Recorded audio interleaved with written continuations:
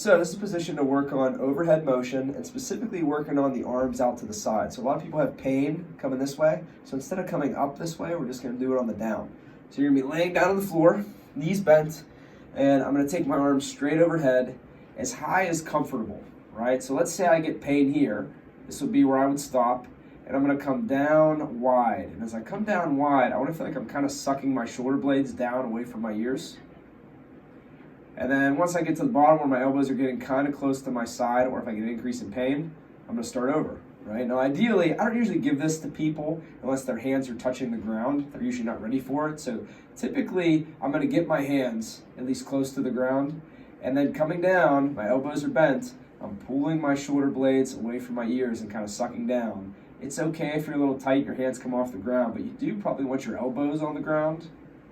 And then once you get to where you feel a little stiffness or any discomfort, you reset, you do it again.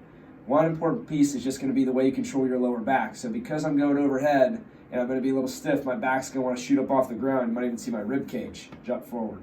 So I do wanna try to keep this down a little bit. One more time, I go up overhead, as high as comfortable.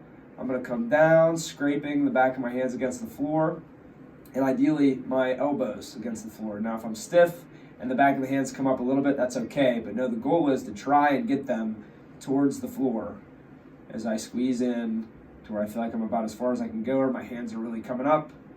Restart.